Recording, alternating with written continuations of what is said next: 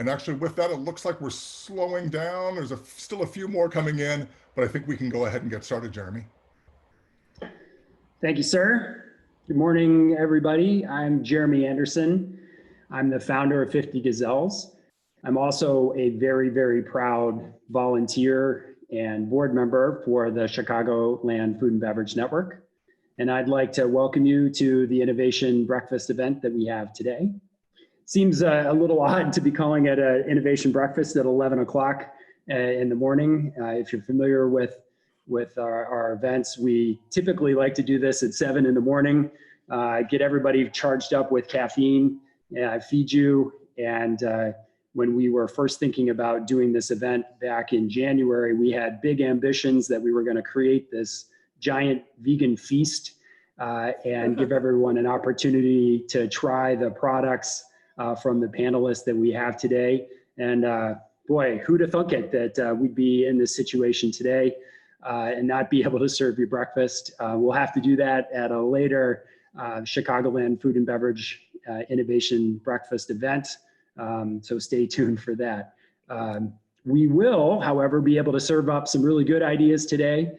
And we're really excited about the fact that you've joined us for this panel discussion.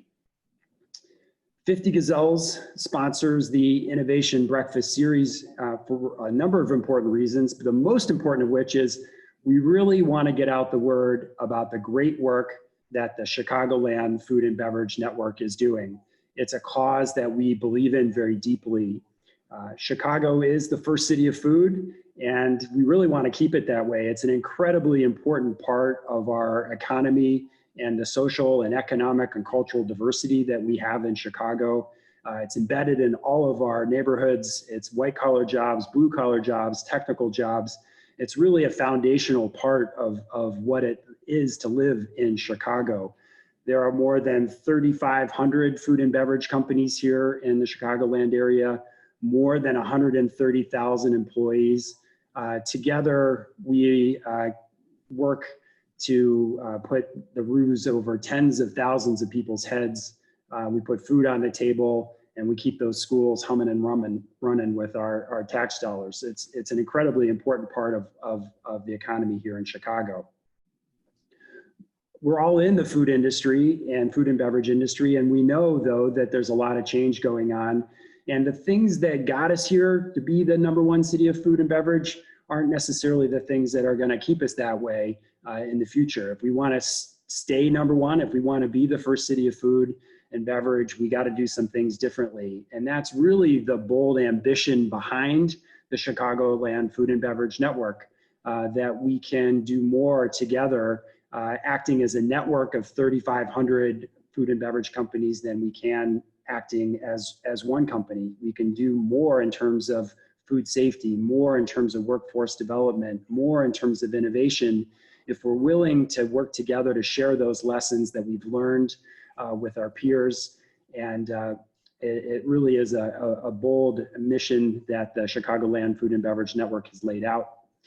With that, I'd like to introduce Alan Reed. Alan is the executive director of the network and the man responsible for taking that bold vision and bringing it to life. Alan? Thanks so much, Jeremy. As Jeremy said, I'm the executive director of the Chicagoland Food and Beverage Network.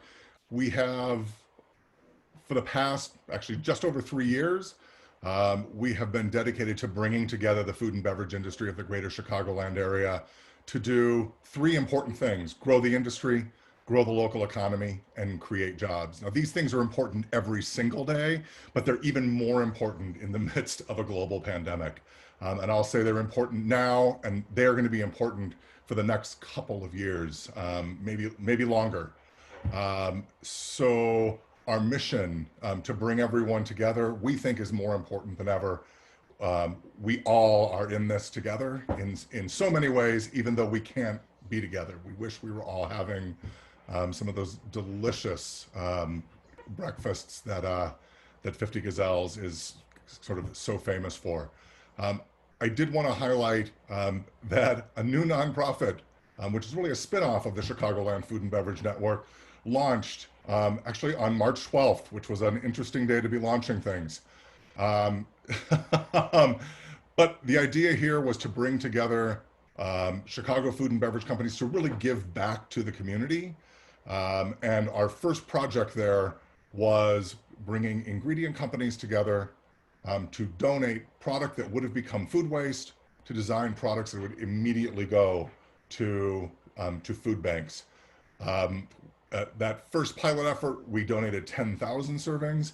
I can tell you we did nothing but ramp up even more quickly, and we're going to deliver 250,000 servings of healthy food to food banks literally within the next couple of weeks. The production is happening like right now. We're finishing the food safety plan, and we'll go from there. This is such a great example of what this incredible industry in Chicagoland can do when we come together, I'll say, recognize our common humanity, recognize the common challenges we have and our communities have, and really do what we all do best, which is feed people and other great things.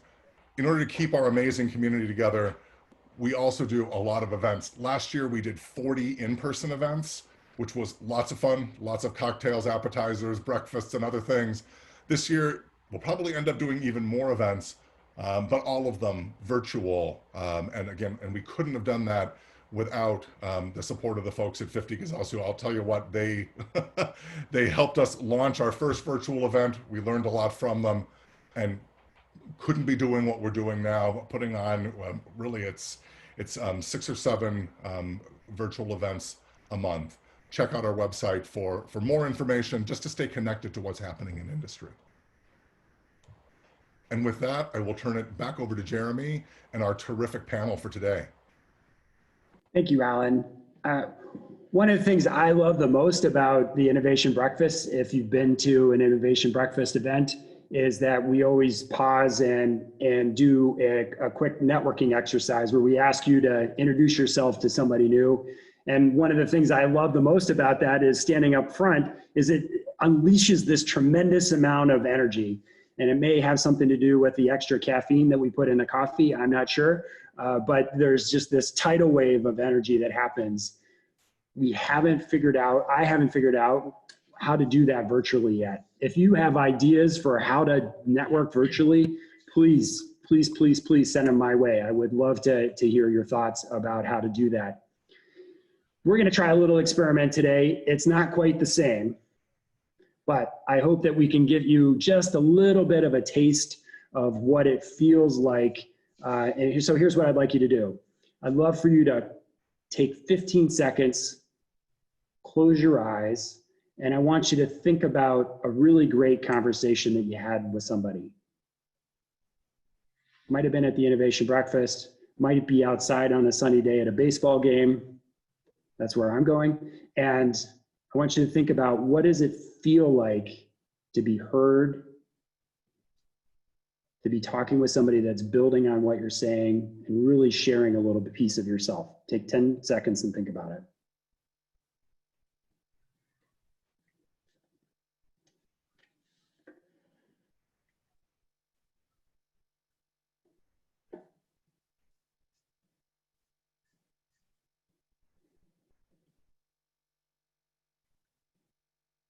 All right, I'm so excited about the panel that we have today. We've got 3 panelists who are really at the heart of this plant-based revolution.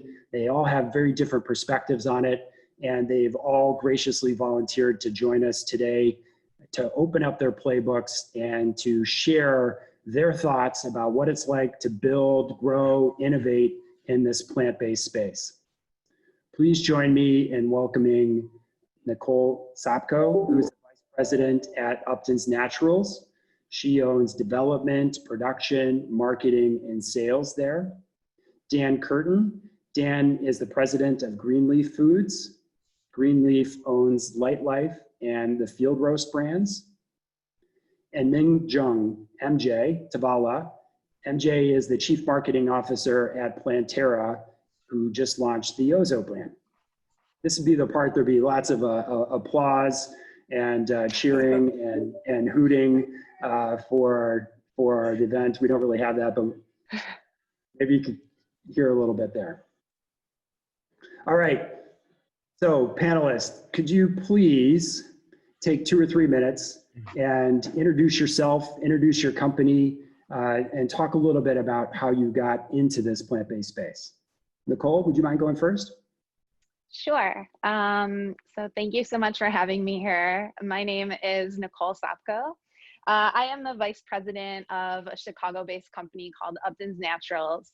I guess the way that I got into plant-based foods is pretty organically. I've been a vegan since I was 16 years old. So that was 1996. So I've been vegan for a long time and have in some way been interested in the space since well before it was called plant-based. Upton's Naturals is a company that I've been with for 10 years now. We've been in business for about 14 years. We're based in the city of Chicago, which I think is a little unique, having a food manufacturing facility and all of this space in the city of Chicago. There's a lot of incentive and temptation to move outside of the city of Chicago, but we love Chicago and we're not going anywhere.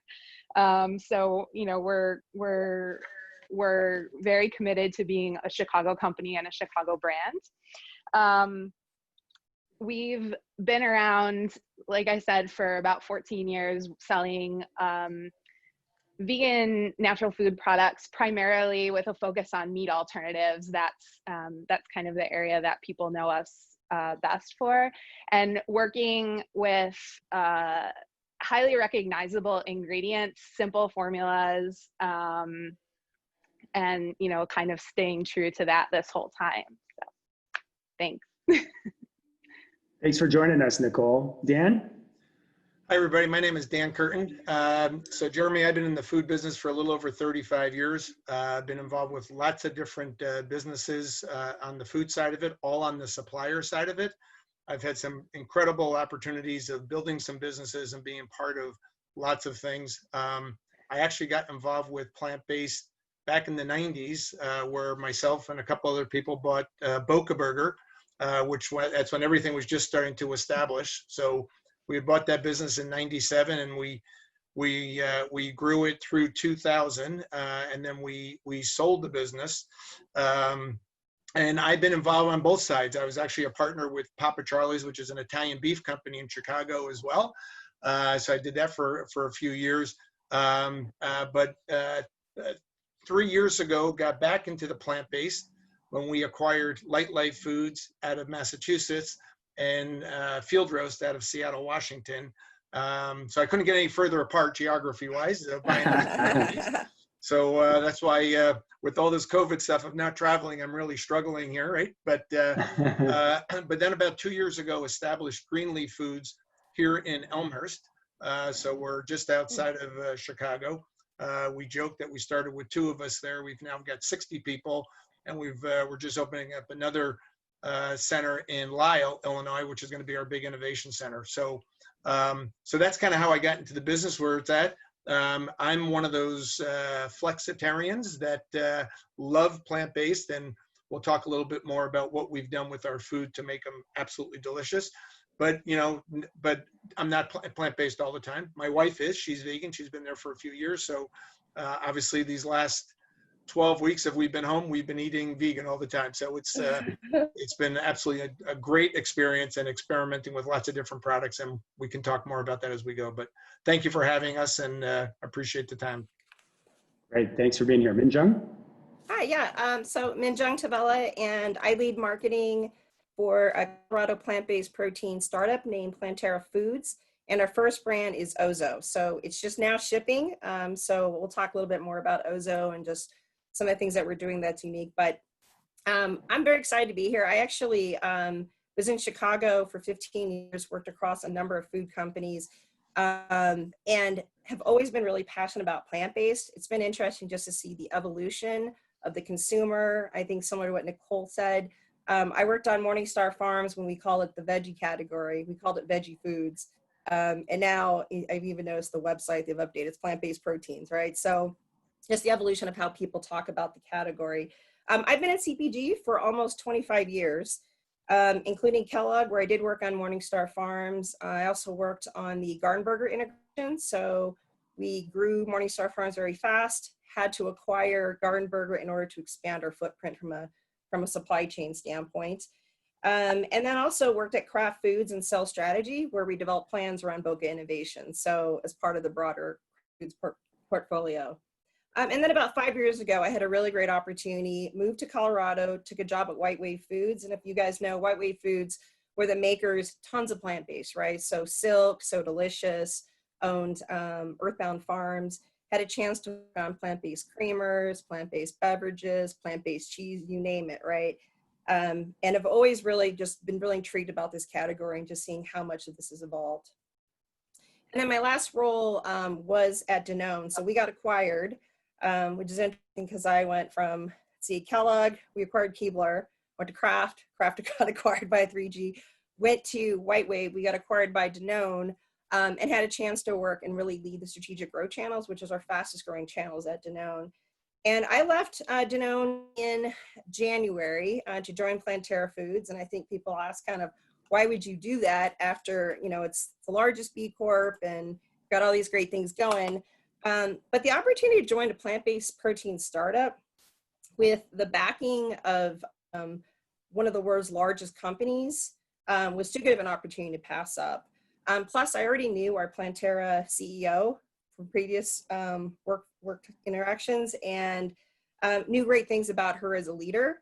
And that was another big draw. And I really liked the vision of where we were going to go. So for us, culture was going to be a really priority thing, bringing in the right people with the right attitude that could really help facilitate and grow a unique company. So I met members of the leadership team, was very impressed. And it's been awesome because I joined at the end of January, and since then we've launched new company, new brand, developed a pipeline, built a team.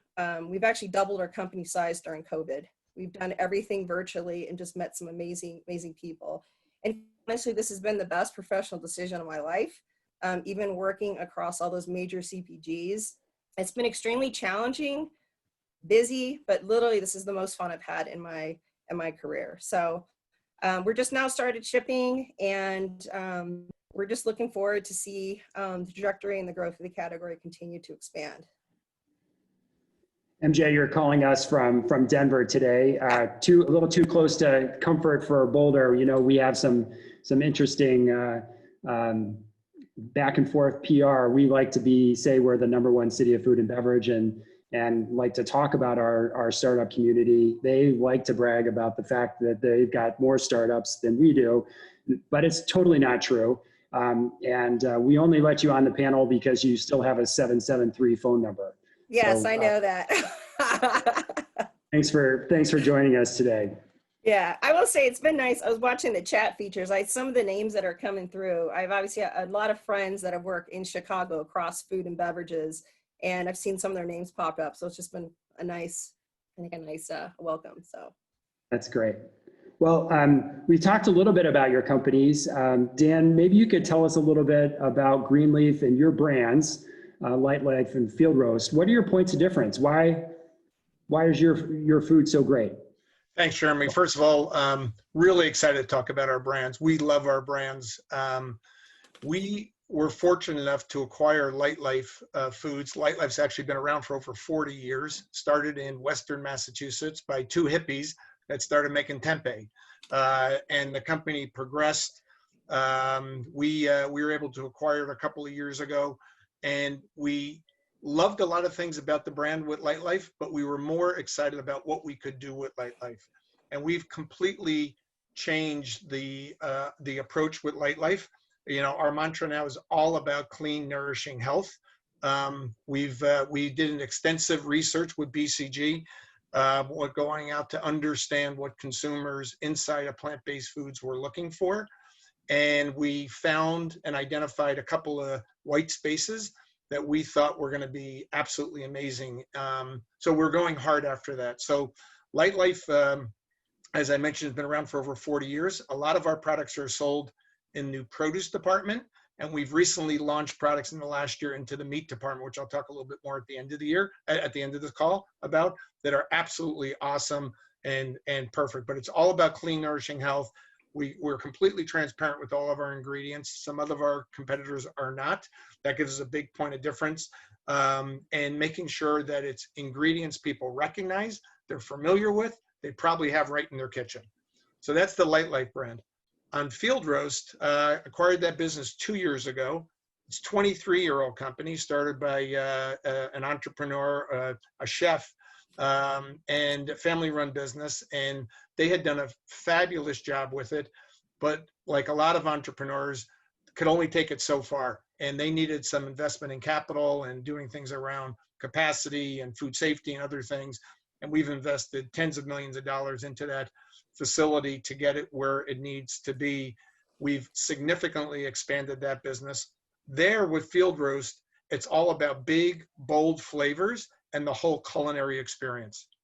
In fact, a number of people that buy Field Roast products don't actually consume them as they buy them. As an example, our sausage product, a lot of people don't always consume it as a sausage, but they use it as an ingredient in their dish to bring that whole culinary experience. We were talking about this earlier.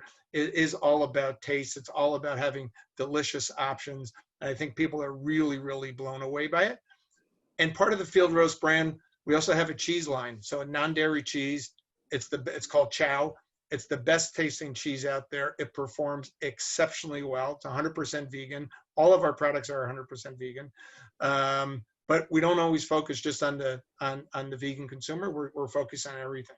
So for us, our point of difference are we got the breadth of products across both product lines. We've got 64 different products that we produce. We're either number one or number two in every one of the categories we participate in. We've got innovation, and we've made significant investments, and we'll continue to make investments in innovation to bring products to the consumers that they're looking for. So if everyone here has not tried a Light Life and Field Roast product, you got to get out there and do it, because I think you'll be incredibly impressed. That's exciting. That's great. MJ, you want to talk about Ozo? Yeah. So one thing, so Planterra Foods, I think we're a unique startup. I mean, the fact that we're actually owned by JBS, and if you're not familiar, JBS is actually the world's largest protein producer. We operate highly independently, but they give us an enormous amount of support, and we've been just extremely happy with the amount of support and engagement we've received from them. But the resources that you would normally not get with the startup, we do have. So you think about when you're launching a new brand, you need to build brand foundations. You need to make sure you have the right insights, the right infrastructure, really going hard around having the best tasting product that's clean. So at Planterra, we do believe that delicious plant-based protein offerings do not have to sacrifice taste or simple ingredients. I think for a long time, people felt if I'm going to eat this healthy, I'm going to be eating something that is less than, right? So a lot of times people use the word alternative. I personally don't like the word alternative, because when you think about I'm trying to take an alternative route, it's probably not the most direct route, right? I didn't get into my main college. I got into my alternative, right? So for me, it's not about alternative. For us, it's all about delicious protein choices. So we're very taste forward in our innovation. Our Ozo is the first brand we are launching out of Planterra Foods. And we use an exclusive proprietary blend of pea and rice protein that's fermented with shiitake mushrooms that gives it a really, really nice flavor. If you think about the uniqueness of building out a startup, you've got R&D, all the different functions. We've really invested heavily in R&D. And that's not only from the greatest food science people with backgrounds, but also really leaning into people with strong culinary backgrounds. So you get a little bit of an art and science when they're developing our products.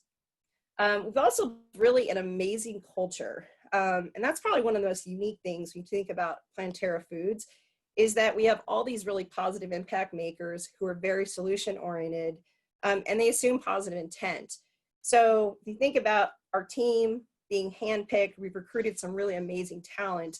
We're building this team that's a startup that comes from some strong CPG backgrounds. A lot came from Chicago companies, but really have an entrepreneurial spirit and is really able to make us move fast, right? The speed we're moving is impressive. I've never seen this across any company I've been at in almost 25 years. So we're excited. The Ozo brand is very approachable. And a lot of times you think about the brands are pushing, hey, must go all the time plant-based.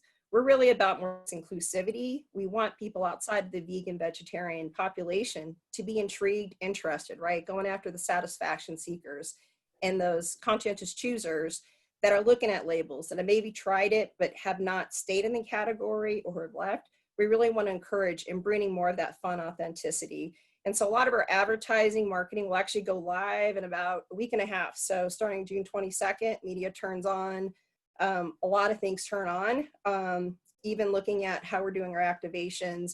We've had to make some adjustments due to COVID, but we've made some really creative adjustments that I think are really going to work out well. So I really can't wait for you guys to try the product. We've got, like I said, we just started shipping our direct-to-consumer website. Will go live with probably the next week. And so you'll actually be able to order directly at ozofoods.com. Thanks, MJ. Nicole, I'm guessing you've taken a different approach. And one of the things I love about Upton's Naturals is anywhere I travel, it's always there. You've done such a great job of building your distribution and building your company. Yeah, well, thank you so much. About the secret sauce. What's so special about Upton's? Yeah, thank you so much. So yeah, we have taken a different approach. We're a privately owned brand. We have one single owner, and we've built organically our brand and our products over the past 14 years. Our company was actually founded with a home equity line of credit. That's how we built our first facility, and that's how we started. So we're really focused on trying to make meat alternatives, and now we have some other products outside of the meat alternative space, but we're trying to make products that are made with simple, easily recognizable ingredients. In the past few years, there's been a real push for plant-based protein. We're making meat alternatives, so we're trying to make foods where you're having the experience and is not so much focused on a one-to-one replacement for animal foods.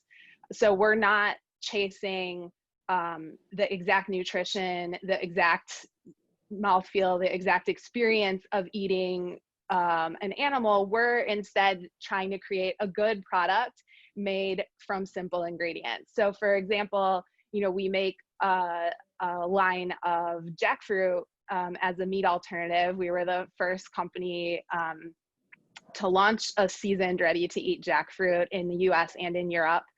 And that is maybe the only whole food meat alternative on the market. And it doesn't have, that high protein content, but what it does have is something that most Americans are missing, which is fiber. So, there's very few people that you'll meet in the world who are protein deficient if they're getting enough to eat. But a lot of us are fiber deficient. So we're focused really on what the experience of eating the food is and what those ingredients have to offer, instead of trying to manufacture something that's exactly going to be a one-to-one replacement for meat. Yeah, in addition to that, we're, like I said, we're based in Chicago. So we have 2 facilities here. We have a restaurant at Grand and Hoyne in Chicago called Upton's Break Room. And then our production facility is in the North Austin neighborhood. When we moved there and we announced that we were moving our production from West Town to North Austin, people really lost it on us, thinking that we were leaving Illinois. But North Austin is the neighborhood in Chicago. Yep. We're still here. We haven't gone anywhere. So we purchased that building a few years ago, and we've been ramping up production in that building steadily ever since. So we're just continuing to grow and kind of do the best we have with the resources that are available to us, while really sticking true to our kind of DIY ethics, where in the beginning it was Dan and I doing everything. When I joined the company, there were 3 people on production, and Dan and I was the 5th person who walked in the door. So, we've grown considerably since then, and we've been able to bring in, a lot of people with more expertise than us. And, that's something that we're really excited about continuing to do, is to kind of bring those people in, work with them, take a little bit off of our plates. So, Nicole, that's such a compelling story. I think we'll come back to that maybe a little bit later and talk a little bit about your Chicago roots, if that's okay. sure. Love it. Thank you so much. I want to know why now? Why is plant-based so hot all of a sudden? MJ, you just launched a whole new company. Why now? Yeah, I think, well, for one, consumer demand is continuing to rise outside of, for plant-based, outside of vegans and vegetarians. So there's really a tremendous opportunity to tap into a broader audience, right, that would also integrate plant-based into their menu. So similar, I think what Dan had mentioned is with flexitarians, we think there's an opportunity to really tap in, engage those consumers. And for us, the purpose is really to feed the future generations and really provide more really delicious protein choices. So we talk about being delicious. We think you don't need to sacrifice taste to get plant-based, but also getting to those clean ingredients. So that's been a big focal point. We also know that in the next 30 years, there's just not enough animal protein to feed this planet, right? If you think about the rising population, there's going to be a huge shortcoming when it comes to actual animal protein. So this is also an initiative to expand and provide more delicious choice for people. Many consumers are still seeking balance. What's that? Sorry, I was going to ask Nicole a similar question. Go ahead. Didn't mean to cut you off. Sorry, MJ. Oh, no, and what I was just going to say is, you know, for also another reason we entered right into this space, I think it's just an emerging spot, right? I thought it was that when I was working on Morningstar Farms like 16 years ago, we're like, look at these double-digit growth. Whoa. Oh, geez. The double-digit growth, but in actuality, right, the growth is even more, right? You have so much more opportunities. If you think about plant-based milks, plant-based milk today has a 40% household penetration, right? And silk actually started in Boulder. Some guy made it in his bathtub, like many, many years. And it was so incredibly like extreme, right? For somebody to drink plant-based milks. And today it's about delicious choices, right? And you have a 40% household penetration. If you look at plant-based meats, both from a frozen and fresh combined, only has about a 15% household penetration. So even seeing like, hey, if you were to make this more mainstream, and how do you get it to the point where it becomes like a plant-based milk, which is the most highly indexed penetrated category, what was that opportunity look like? So for us, like I said, our team, we're truly passionate about making a meaningful impact in this category. And we're just starting this journey. And for us, I think it was just excited to have this opportunity to do this. Nicole, you've been in this business 14 years, 10 years at least with Upton's. And tell us a little bit about why there's so much growth now. Where are you seeing that too? Yeah, I mean, there's definitely growth now. You know, like I said, we're a privately owned, completely self-funded company, and now we're selling vegan food products in 20 countries, you know, just as a result of kind of our own determination. But the space has definitely changed, you know, even in the 10 years that I've been with Upton's Naturals, you know, I remember when we were having the packaging conversation in the first few years where our package used to say 100% vegetarian. And I remember the time that we had the conversation where we changed the package to say 100% vegan, because finally there were enough people who understood what the word vegan meant. You know, previously the word vegan was so foreign to people that that we went with vegetarian on the package. So things have definitely progressed actually pretty rapidly. I think in the past 10 years, the changes in the space have been amazing, both, you know, the things that I've seen professionally, and then, you know, over the past 2.5 decades as a vegan consumer, the things that are available and the types of people that are, you know, interested in this space. You know, I became a vegan and became interested in the ethical side of veganism and social justice causes as a punk rock teenager. And so, you know, when I was growing up, everyone that I knew was vegan, you know, had tattoos and looked like me. But now that's really changed, right? You know, like there is no kind of person that's eating these kinds of foods. There's absolutely no, there's no way to know who are the consumers for these products. And so it really, really is everyone. And I think that is super exciting. That's great. Dan, you want to show us your punk rock tattoos? Yeah, it's right here. There you go. Jeremy, I'll just build on go ahead. I'll just build on what MJ and Nicole is saying. I would say the other thing that's happened with this, not only it has to have great tasting product. There's no doubt about it. Anybody can try something once, maybe twice, but for it to come back, it's got to be wow.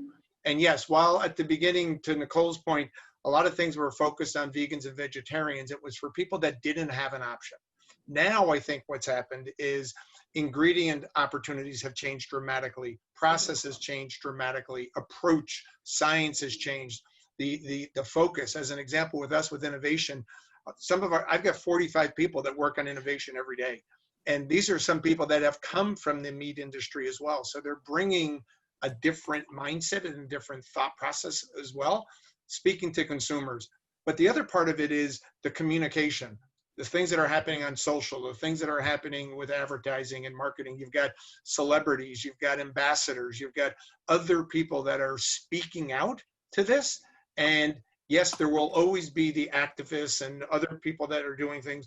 But the other thing that's happening is mainstream consumers are now seeing and experiencing it, whether, 3 months ago, whether it was at a restaurant or now when they go to the meat case and they see that there's options. And what we're finding is, you want to eat meat, go ahead, eat meat in moderation, right? But there's other ways to get protein. There's other ways to have an incredible experience with it, but it has to be in product formats that consumers are aware of and familiar with.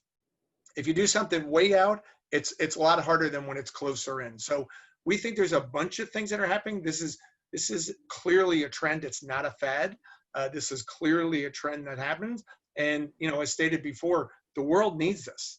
There's nothing wrong with eating plant-based foods. It's actually really, really damn good for you. So we're seeing let's talk about that idea of innovation in this space. And maybe MJ, you can take this one first, but how are you thinking about innovation?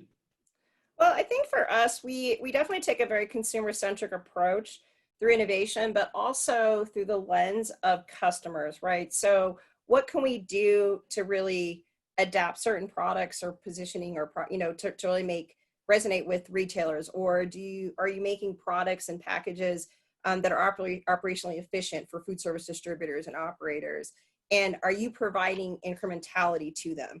Are you driving new traffic in? Are you helping with basket rings? How are you in there, right? So even really helping to build that customer value proposition.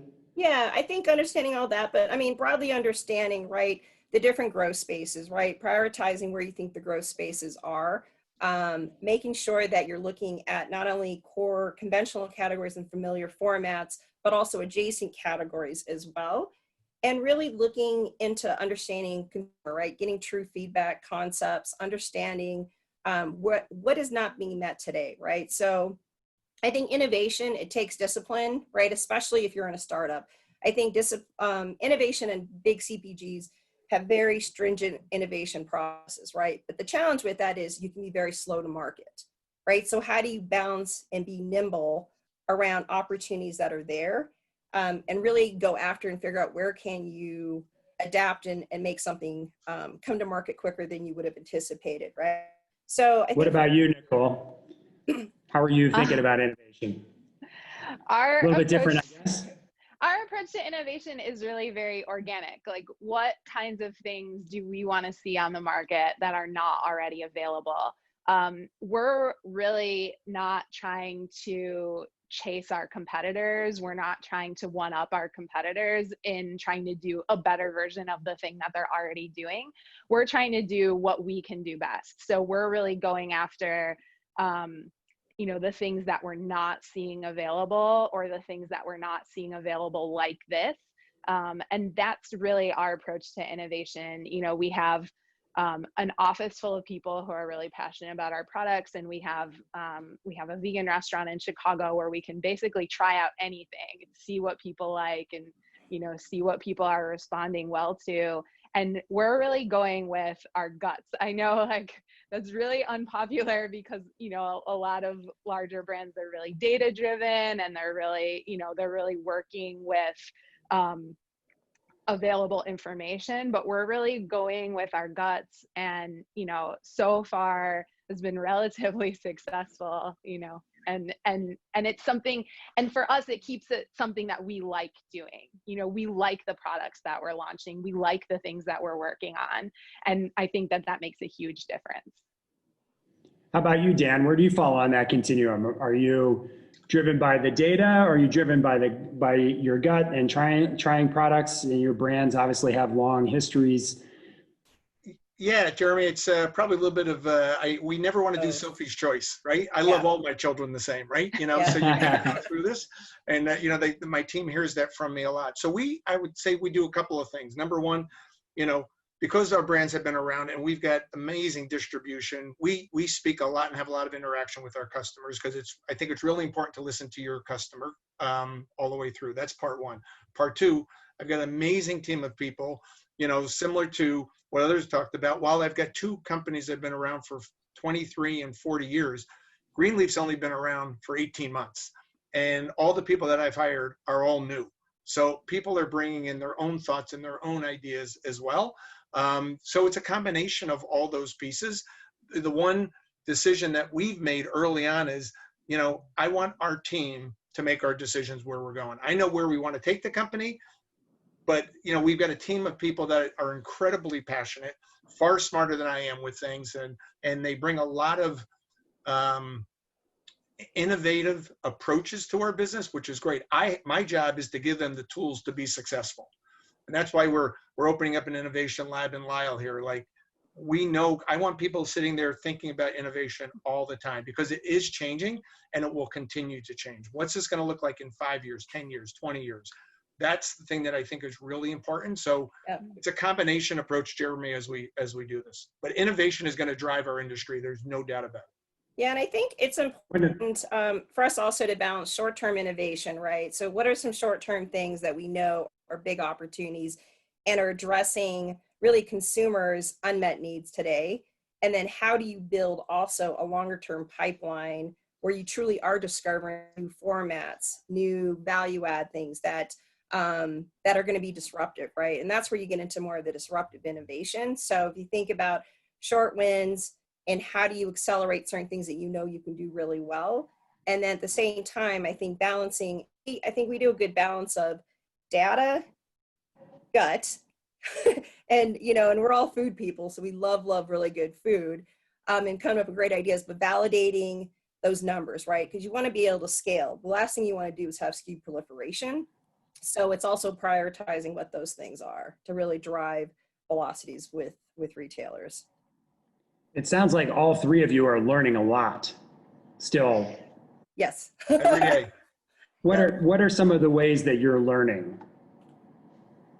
Nicole, you talked about your restaurant. Mm-hmm. Yeah, I mean, I think that we're just always paying attention to kind of the things that people are interested in right now. You know, for example, like one thing that came from the restaurant that turned into a packaged product for us is that when we launched the restaurant, we were doing a vegan fried bacon mac and cheese that we cook on the grill until it's kind of crispy and it's real delicious. And, you know, we had people who were such huge fans of that, we called the Bacon Mac, such huge fans of our Bacon Mac that we ended up launching it as a retail product. So a boxed vegan mac and cheese that, you know, you can buy, cooked noodles, cheese sauce, literally ready in a minute, for convenient consumption wherever you are in the world. Really is available and outside the US as well. So we're going to be done at noon. What time does the restaurant open? They open at 11. Yeah. Okay. 11. What's the address? 2054 West Grand. Stop by. All right. I'm salivating. We definitely should have had that for breakfast today. Dan, what about learning for you? we're first of all learning every day, right? The minute you think you learn something, you know, it's changing, you know, all the time with it. You know, we learn a lot from our suppliers. We learn a lot from our consumers. We learn a lot from our team. And we learn a lot from our customers. You know, we've had the unique opportunity of having some great relationships with customers, both in retail and food service. And I'll give you one example. We partnered with KFC. Of all, think about it, who would have thought KFC would have launched a plant-based product? But we partnered with them and we developed a chicken nugget, plant-based chicken nugget that we launched in a test store and we sold out in 4 hours. I mean, it was absolutely unbelievable. So it said to ourselves, boy, there's an opportunity. We've got to go hard after that. And we've now launched that at retail, and we'll be launching it with some other food service people as well. So it's a combination of all those things, Jeremy. It's not just one way. Where you have to be careful is that you don't chase everything, because everything will drive, you know, you'll never get anything done. And we have those conversations and debates internally all the time of where do we go? Okay, what's our priorities? We have to go. As let's face it, the world shifted 12 weeks ago, and we had to pivot on that and do some things as well. And I'm incredibly proud of our team that they were able to do this, because volume has just gone through the roof. We've had significant growth through this, but now it's just exploding all the way through. My wife and I get the Purple Carrot, which is a meal kit solution, and there was a field roast burger that was a part of it a couple weeks ago. It was delicious, very well done. How are the three of you trying to get people to try your products? So Jeremy, I'll take that one first. So yeah, Purple Carrot, for those that don't know, Purple Carrot is a home meal delivery program. It's absolutely amazing. We partnered with them a couple of months ago. I've known those people for a long time. We've worked collaboratively on some recipes and putting it in front of them. So that's one. The second thing is we drive people to our website through a lot of social things, and on there we have recipes. We give people, because people are starving for ideas of what to do, and you give them the simple things and explain it. It's incredibly that. And then we're doing with this whole new campaign we're launching with into the meat department with our burgers, our grounds, our dinner sausage and breakfast sausage. We've got a full media campaign between outdoor, indoor, social, point of sale, bringing attention to it. Because once people find it and they deliver it, they're coming back. And that's what our research has shown. So we have found it's got to be a full breadth of products and options for people to get there. And I'm fortunate enough to work with some great people that help get us there. So that's the approach we've taken. MJ? Yeah. How are you trying to get people? Yeah. So for right now, I mean, we do have, we just started shipping. We've got our marketing that does go live on the 22nd of June.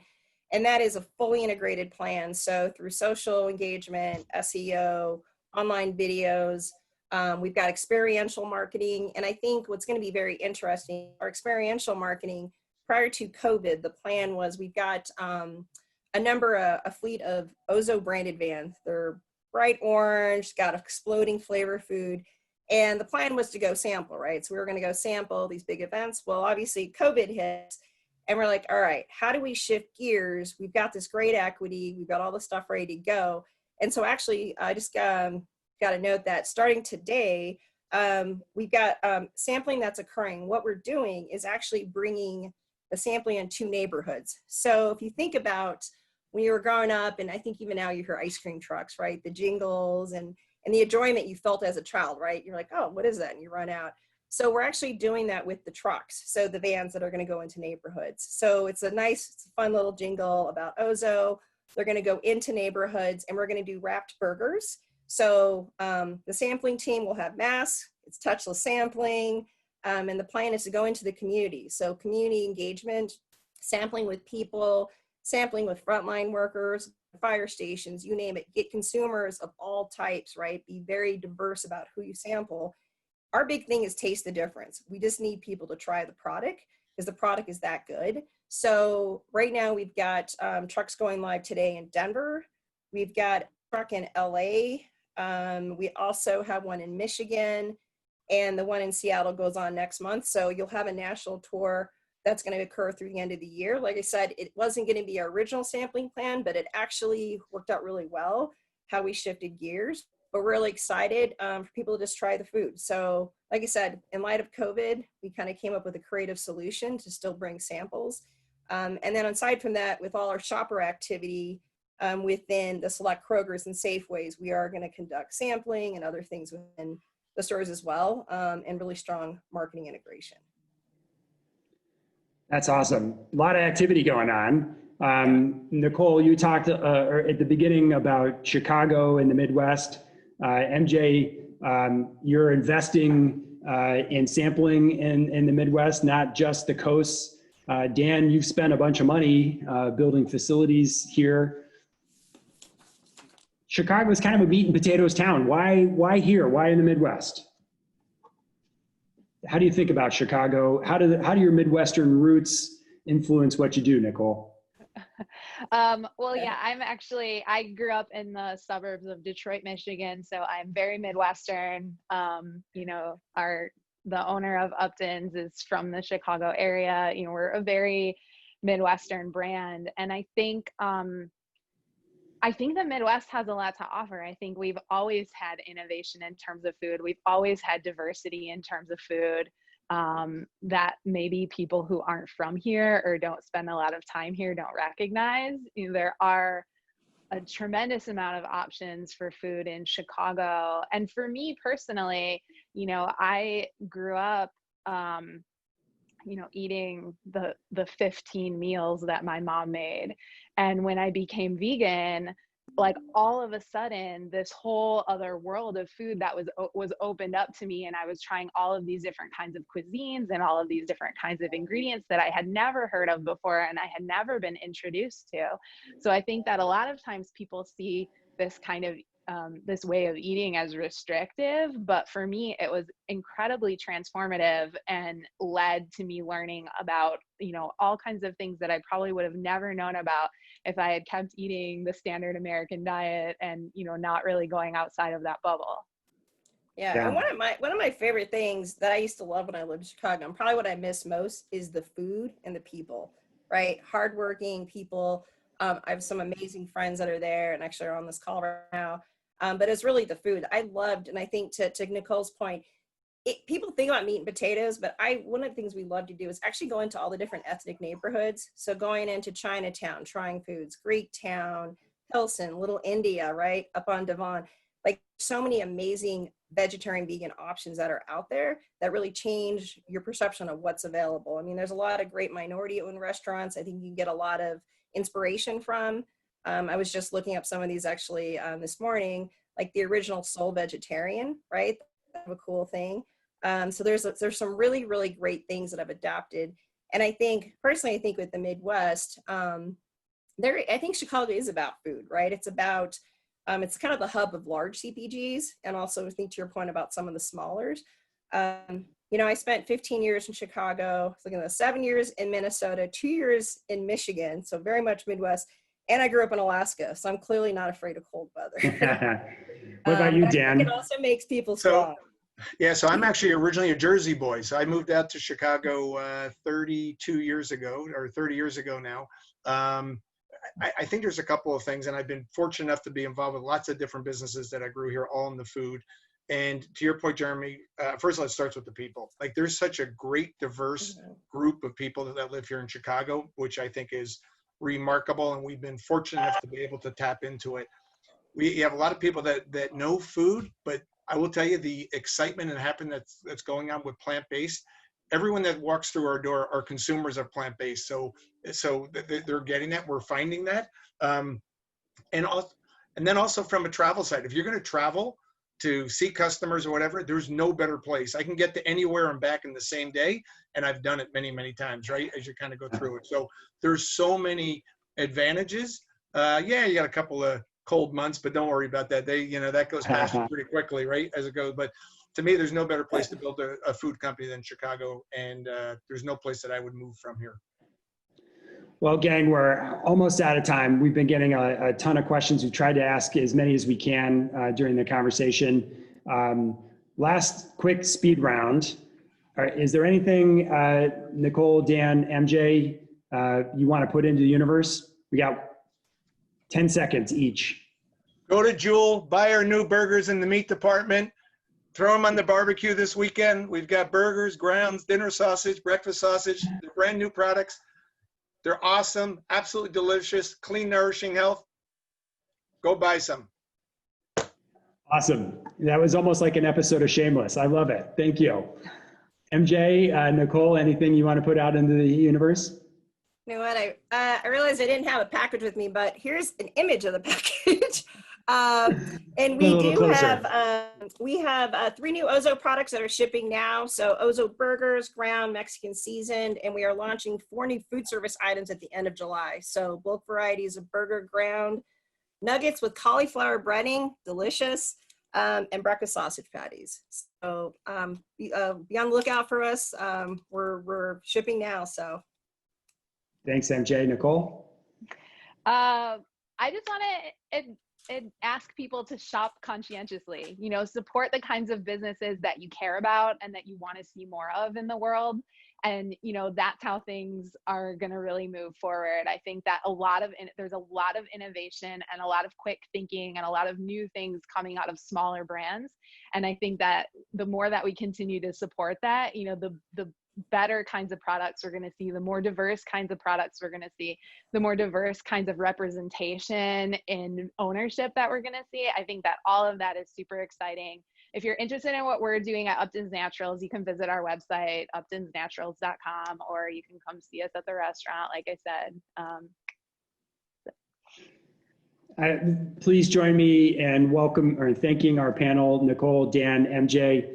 You've been phenomenal. Thank you for opening up your playbooks and sharing a little bit about how you're innovating and growing your companies. Very, very inspiring. And please know heartfelt thanks for joining us today. thank you for having us. Alan? Awesome. Thank you. Thank you, guys. Thank you. Just thank you all for joining. Thank you, panelists, for doing such a great job. I'm so hungry to try all your products now. Come on, Alan, go. Come on. All right. Thank you, everybody. Thank you all. Thank you. Thank you. Thank you.